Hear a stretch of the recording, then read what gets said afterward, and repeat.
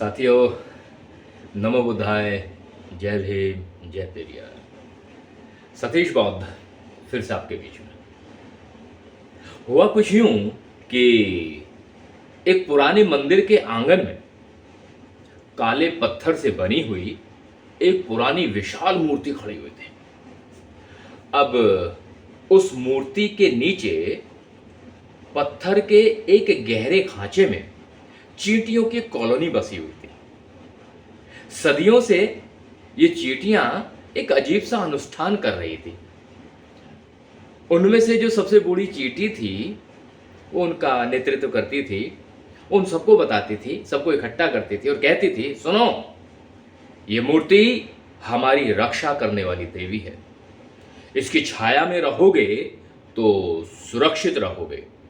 और ये खांचा जो आप देख रहे हैं, ये हमारा पवित्र गढ़ है। इसे कभी भी मत छोड़ना। बाहर की दुनिया बहुत खतरनाक है और यहां से बाहर जाना बिल्कुल भी ठीक नहीं है। अब सभी चींटियां, क्योंकि नेत्री थी, उसकी बात मानती थी, उसके लागू किए गए नियमों का पालन करती थी। वो केवल उसी पत्थर के गहरे खांचे में रहती थी, वहीं अपना भोजन ढूंढती, उस मूर्ति की परिक्रमा करती और अपना दिन ऐसे ही बिता देती। अगर कोई चींटी उस खांचे से बाहर जाने की कोशिश भी करती तो उसे तुरंत पकड़ लिया जाता और उसे दंड भी दिया जाता।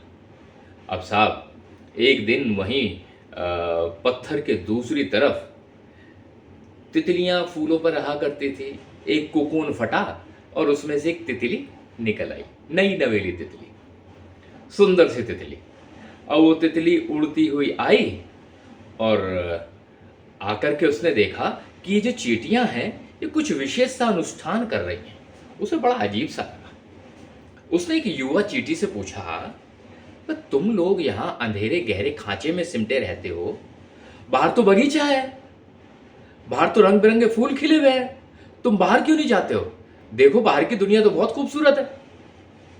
अब जो युवा चींटी ने उसकी बात सुनी तो कहने लगी, तुम पागल हो?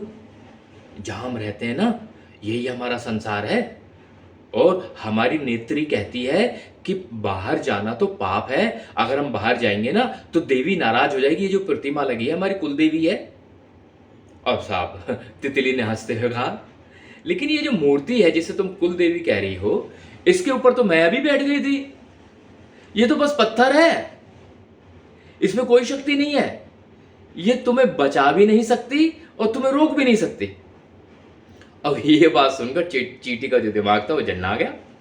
उसने पहली बार सोचा, क्या सच में बाहर कुछ है? क्या ये मूर्ति केवल पत्थर की है? अब साहब, उस चींटी ने हिम्मत जुटाई और तितली से कहा, एक काम कर, मुझे बगीचा दिखा, ये बगीचा कहाँ है? अब वो तितली उस चींटी को लेके गई। बाहर निकली तो चींटी की आंखें चुंधिया गई। इतनी हरियाली, रंग बिरंगे फूल, चिड़ियों की चहचहाट। और तितली ने वो जो फूलों का रस था ना, मीठा अमृत, वो जो है चींटी को भी चखाया। साहब, चींटी ने पहली बार चखा, उसका तो दिमाग घूम गया, बड़ी उत्साहित हुई, बड़ी खुश हुई। लेकिन जब वो वापस अपने घर आई तो उनकी जो लोग थे उन सबको बताने लगी कि ये सुनो, बाहर की दुनिया तो बहुत खूबसूरत है, ये मूर्ति तो केवल पत्थर की है, हमें धोखा हुआ है। लेकिन उनकी जो बूढ़ी नेत्री थी वो चिल्लाने लगी, ये तितली तो राक्षस है, जिसने तुम्हें पथ भ्रष्ट कर दिया है, इसने तुम्हारा दिमाग खराब कर दिया है, तुम हमारे पवित्र नियमों को तोड़ रही हो। कॉलोनी की बाकी जो चींटियां थी, जो सदियों से डरी हुई थी, अनुष्ठान में जकड़ी हुई थी, उस युवा चींटी के खिलाफ हो गई, उसके खिलाफ बोलने लगी और उसे अपवित्र कह करके कॉलोनी से बाहर निकाल दिया। पर अब वह चींटी अकेली थी लेकिन स्वतंत्र थी। वह उस अंधेरे खांचे में कभी नहीं लौटी। बगीचे की विशाल सुंदरता को वो आनंदित होकर के जो है आनंद करती थी, रंग बिरंगी दुनिया को देखती थी, फूलों के साथ रहती थी, चिड़ियों की चहचहाट सुनती थी। काल्पनिक देवी की परिक्रमा के कैद से, उन सीमाओं की कैद से वो बाहर आ चुकी थी। उसका जीवन बदल गया था। जानते हो, वो तितली और कोई नहीं थी वो तितली बाबा साहब डॉक्टर भीमराव अंबेडकर थे, जिन्होंने हमें रूढ़िवाद, परंपरागत अंधविश्वास और पाखंडों से दूर करने का प्रयास किया, हमें रास्ता दिखाया, हमें बताया कि दुनिया बहुत खूबसूरत है।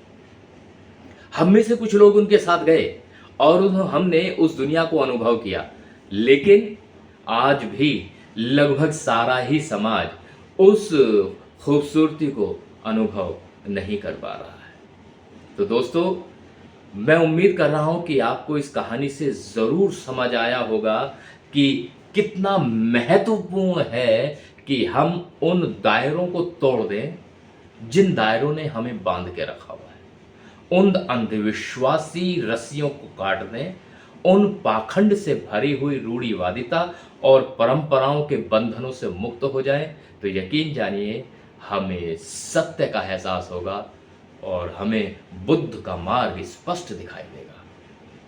इन्हीं शब्दों के साथ मैं सतीश बौद्ध अपनी बात को यहीं समाप्त करता हूं।